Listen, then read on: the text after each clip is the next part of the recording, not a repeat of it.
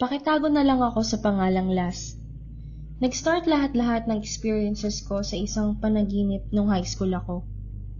Hindi ko rin naman alam na magkakatotoo ang lahat kaya binaliwala ko. Isang araw may lumapit sa akin. Hindi ko kilala. High school pa lang ako nun. Kalmado lang ako dahil nasa loob ako ng school nung lumapit siya sa akin pero wala sa isip ko na hahanapin ko siya at magpapaturo ako sa kanya ng kakaibang martial arts na hindi pa alam ng karamihan. Third year high school ako nung magsawa akong laging binubuli ng mga kaklase kong wala namang direksyon ng buhay. Nakaasa lang sila sa yaman ng mga magulang nila na hindi naman nila pinaghirapan.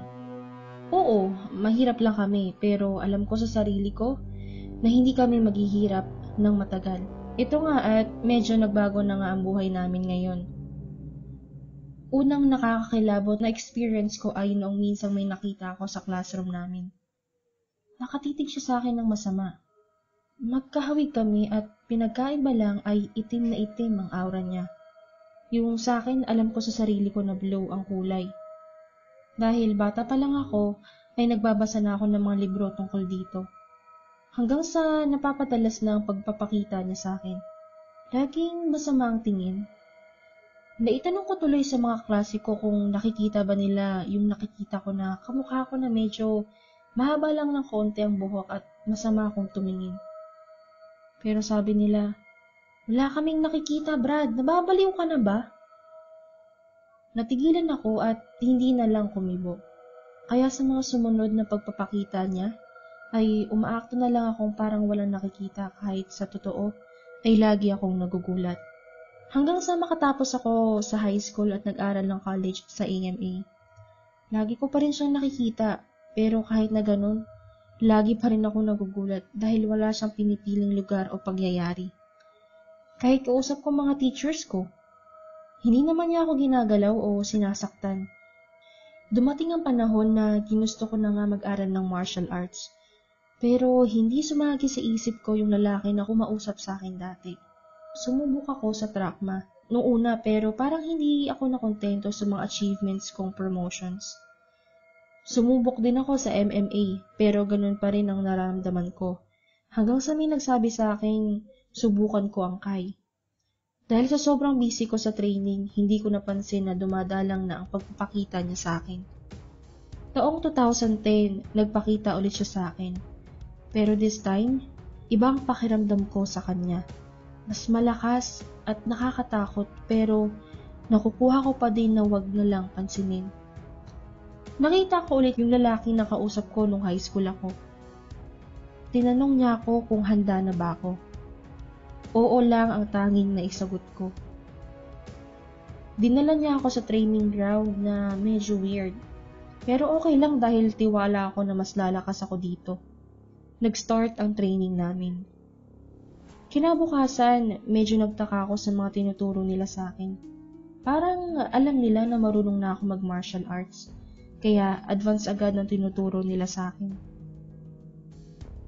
Ninjutsu ang tinuro nila sa akin. Iba ito sa alam ng karamihan na ninjutsu, dahil ang ninjutsu ay darker side ng martial art, samantalang ang ninjutsu ay nasa white side.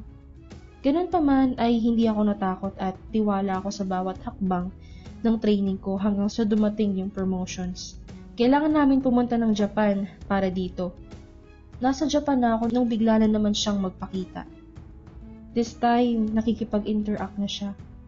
May tinuro siya at yun ang lugar kung saan kami magte-training for 6 months.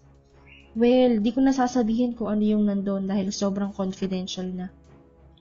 Natapos ang training, handa na kaming umuwi pabalik ng Pinas nang bigla akong hinarang ng isang member na mas mataas ang ranggo sa akin. Sabi, kailangan ko magstay for another week kasi may special daw sa akin. Nagtataka man ay pumayag ako. Friday ng gabi, pinatawag ako sa main training hall. Kinausap ako ng mga higher-ups to see this guy in the picture. Nagulat ako dahil halos hawig na hawig sa akin at naalala ko agad siya yung laging nagpapakita sa akin. Kwento ko sa kanila yung mga pagpapakita sa akin, yung lalaki na nasa picture. Sinabi lang nila, Okay, for now on, consider him as your friend, not an enemy. Nakauwi ako ng Pinas na nalilito pa rin ako sa mga nangyayari sa akin, na parang lahat may connections at bakit parang alam agad nila ang nangyayari sa akin.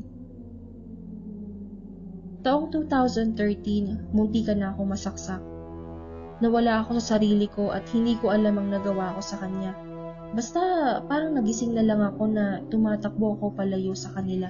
Hindi ko nga alam kung napatay ko ba yung lalaki o nasaktan ko lang. Nang gabing yon, tumakbo ako sa nanay ko. Kwinento ko na muntik na ako masaksak. Nakatakbo lang ako. Nagsumbong din ang nanay ko. Sumugod sila sa pinangyarihan ngunit wala na sila. Bago ko matulog, naisipan kong uminom. Dahil parang pagod na pagod ako sa mga nangyayari. Di ko na malayang nakatulog na ako. Nanaginip ako at nandun siya. Sinabi niya na dapat tinuluyan niya na yung mga taong gustong sumaksak sa akin.